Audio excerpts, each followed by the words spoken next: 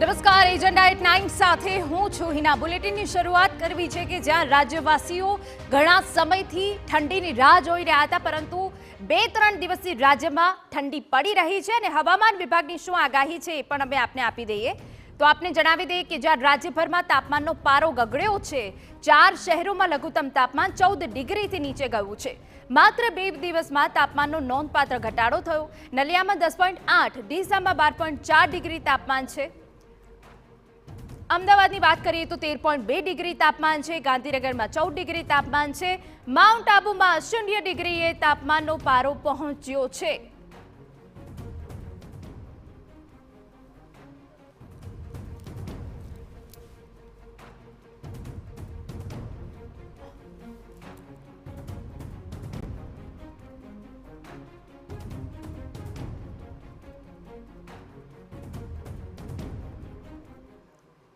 તો ઘણા શહેરો અને જિલ્લાઓમાં તાપમાનનો પારો ગગડ્યો છે, ત્યારે તમામ વિગતો સાથે અમારા સંવાદદાતા રોનક વર્મા જોડાઈ ગયા છે।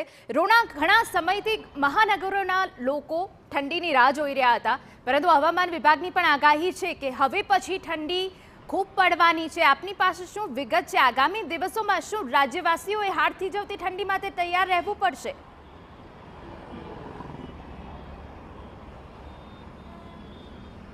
બિલકુલ તે હિના, આપની વાત સાથે સહેમત છું। પાછલા લાંબા સમયથી લોકો છે તે ગુલાબી ઠંડી વચ્ચે સારી એવી ઠંડીની રાહ જોઈ રહ્યા હતા। એક તરફ હવામાન વિભાગે પણ આ વખતે જે ઠંડી છે તે મોડી આવશે તે પ્રકારની આગાહી કરી હતી। તે તમામની વચ્ચે હવે ઠંડીનો જે પારો છે તે ધીરે ધીરે ગગડી રહ્યો છે।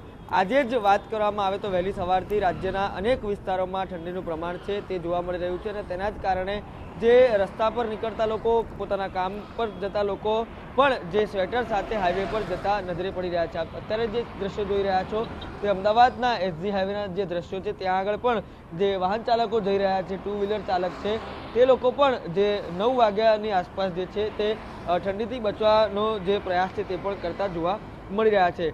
અનેક શહેરોની વાત કરવામાં આવે તો અમદાવાદનું તાપમાન છે તે 13.2ની આસપાસ નોંધાયું છે। ડીસાનું તાપમાન છે 12.4 નોંધવામાં આવ્યું છે। આ ઉપરાંત રાજ્યના પાટનગર ગાંધીનગરની વાત કરવામાં આવે તો 14 ડિગ્રી તાપમાન છે તે નોંધાયું છે।